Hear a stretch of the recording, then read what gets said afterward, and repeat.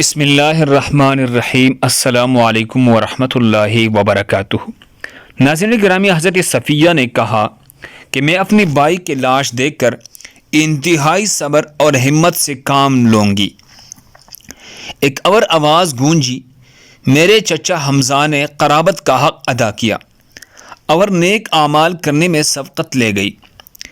یہ وہ جملہ ہے جیسی نبی کریم عقائد و جہان حضرت محمد صلی اللہ علیہ وسلم اکثر دہرایا کرتے تھے۔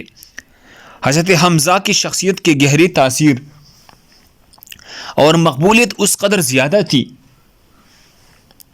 کہ صحابی اپنے بچوں کے نام ان کے نام سے موسوم کرتے تھے۔ ناظرین گرامی، سوال تو یہ ہے کہ اتنی بلند مرتبہ اور نامور اسلامی شخصیت کی آخر 2 دفعہ قبر کیوں کھولی گئی؟ یہ تو سب جانتے ہیں کہ پیارے آقا محمد مصطفیٰ صلی اللہ علیہ وسلم اپنے چچا سے بے حد محبت کیا کرتے تھے۔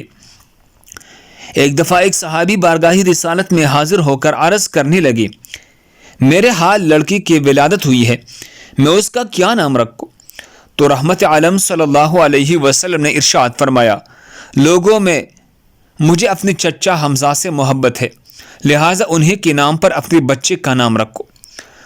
نبی آخر الزمان حضرت محمد صلی اللہ علیہ وسلم کی ولادت سے 2 سال پہلے آپ کے چچا اور رضائی بائی سید الشہداء شیر خدا حضرت سیدنا حمزہ بن عبد المطلب پیدا ہوئی۔ آپ کی کنیت ابو عمارہ تھی۔ آپ نہایت حسین و جمیل، دبلے پتلے، چوڑے چاتی اور دراز قد تھے۔ آپ اپنے بھتیجے حضرت محمد صلی اللہ علیہ وسلم سے بے پناہ محبت کرتے تھے اور ان کی حفاظت میں پیش رہتے، بلکہ اگر یہ کہا جائے کہ ان کے سامنے ہوتی ہوئی کسی کافر کی جرت نہ ہوتی کہ نبی کریم کے خلاف کوئی نازیبہ لفظ بھی بول دے۔ اس طرح اعلان نبوت کو 6 سال گزر چکے تھے کہ ایک دن کو صفا کے قریب ایک باندی نے آپ کو شکار سے واپسی پر روکا کہنے لگی، اے ابو عمارہ، کاش آپ پہلے آ جاتے، تھوڑی دیر پہلے ہی ابو جہل نے آپ کی بھتیجی محمد کو گالیاں نکالی ہے اور ہاتھی فائی بھی کہ لیکن محمد نے کوئی جواب نہیں دیا اور چلے گئے۔ یہ سنتی ہی آپ جوش میں آ گئی، تیزی سے کے ساتھ خانہ کعبہ کی طرف بڑھے، بغیر کسی اور طرف متوجہ ہوئی سیدھا ابو جہل کے پاس گئی۔ جاتی ہی ان کے سر پر زور سے اپنی کمان دے ماری۔ ابو جہل کے سر سے خون کا فوارہ نکل پڑا، ساتھ ہی فرمانے لگی، آج سے میرا دین وہی ہے جو میرے بھتیجے محمد کا ہے، اگر کسی میں طاقت ہے تو مجھے روک کے دکھا دے۔ آپ مدینہ تشریف لائے تو اسلامی لشکر کے پہلے علمبردار بنے۔ 2 ہجری میں ہونے والی پہلی جنگ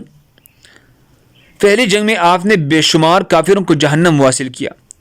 مکہ کی مشہور جنگ جو اور پہلوان عتبہ کو حمزہ نے ایک ہی وار میں ختم کیا، جس کے بعد پوری عرب میں حضرت حمزہ کے داغ بیٹھ گئے۔ غزوہ احد شروع ہوتا ہے جس میں کفار غزوہ بدر کا بدلہ لینے کے لیے مسلمانوں پر حملہ کرتے ہیں۔ ان کا سب سے بڑا مقصد حضرت حمزہ کو شہید کرنا ہے، کیونکہ جتنا نقصان غزوہ بدر میں کفار مکہ کو انہوں نے دیا اور کوئی نہ دے سکا۔ جبیر بن مطعم نے اپنے غلام وحشی کو، جو کہ نیزہ چلانے میں ماہر تھا، اس کو لالچ دیا، اگر تم میرے چچا کو قتل کرنے والے حضرت حمزہ کو شہید کر دے گا تو اسے آزاد کر دیا جائے گا۔ ہندہ زوجہ ابو سفیان نے بھی وہی وحشی کو کثیر انعام کا لالچ دیا، کیونکہ ہند کے باپ عتبہ کو حضرت حمزہ نے جنگ بدر میں قتل کیا۔ چنانچہ وحشی نے حضرت حمزہ کو دھوکے سے کسی اور سے لڑائی کی دوران پیٹھ میں نیزہ مار کر بے دردی سے شہید کر دیا۔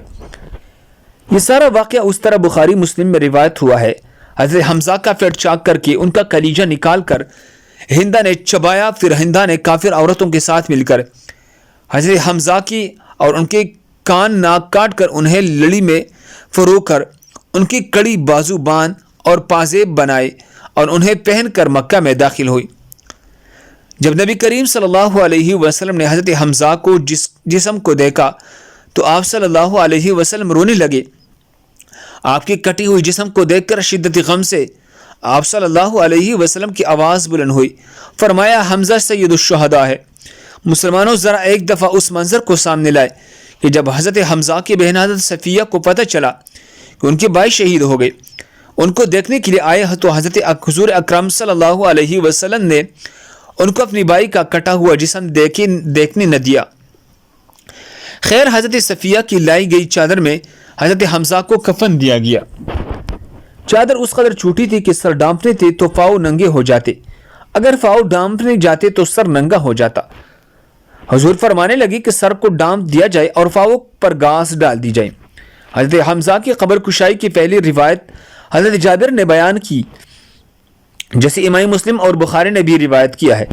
حضرت جابر فرماتے ہیں جنگ احد کی 46 سال بعد معاویہ بن ابی سفیان کی دوری حکومت میں انہوں نے ایک نہر احد کی مقام پر نکالنے کا حکم صادر کیا۔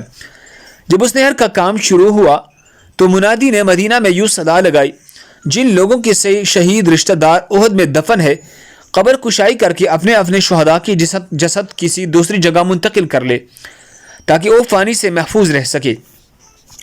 حضرت جابر بن عبداللہ فرماتے یہ سن کر مدینہ والے احد کی طرف نکل پڑے، جن میں میں خود بھی شامل تھا، کیونکہ میرے والد عبداللہ بھی احد کی جنگ میں شہید ہوئے تھے اور وہاں ہی دفن تھے۔ میرے والد عبداللہ اور عمر بن جموح ایک ہی قبر میں دفن تھے۔ شہادت کے وقت حضرت عمر بن جموح کی پیشانی زخمی تھی، میرے والد نے عمر کی پیشانی پر ہاتھ رکھا ہوا تھا، اسی حالت میں دونوں شہید ہوئے، اس لیے جب صحابہ ان کا ہاتھ ہٹاتے تو پیشانی سے خون نکلنے لگتا، جس کی وجہ سے رسول اللہ صلی اللہ علیہ وسلم کے حکم کے مطابق ان دونوں کو اسی حالت میں ایک ہی قبر میں دفن کیا گیا۔ حضرت جابر بن عبداللہ فرماتے ہیں کہ جب حکومتی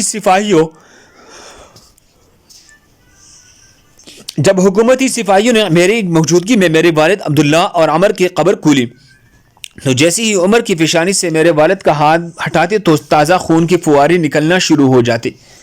یہ معاملہ دیکھ کر انہوں نے یہ قبر بند کر دی۔ اس کے بعد سپاہی حضرت حمزہ کی قبر کی طرف بڑھے اور قبر کھودتے ہوئی حضرت حمزہ کی پاؤں پر کدال لگی تو ان کی پاؤں سے تازہ خون نکلنے لگا۔ حضرت جابر روایت فرماتے ہیں میں اس بات کا شاہد ہوں کہ تمام شہداء کی جسم تر و تازہ تھے اور حضرت حمزہ تو ایسے لگ رہے تھے جیسے سو رہے ہو۔ جب سپاہیوں نے شہداء کا یہ عالم دیکھا تو مزید قبر کشائی کو روک دیا اور دوبارہ سبھی کو اسی حالت میں دفن کر دیا جیسے پہلے تھے۔ حضرت حمزہ کی دوسری دفعہ قبر کشائی ترک سلطان عبدالحمید ثانی کے دور میں انہوں نے 1904 میں کروائی، جب انہیں خواب میں اشارہ ہوا کہ حضرت حمزہ کے جسد مبارک پر پانی موجود ہے۔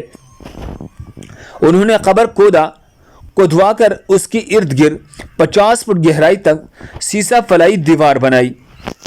اللہ ہم سب کو اس پر عمل کرنے کی توفیق عطا فرمائے۔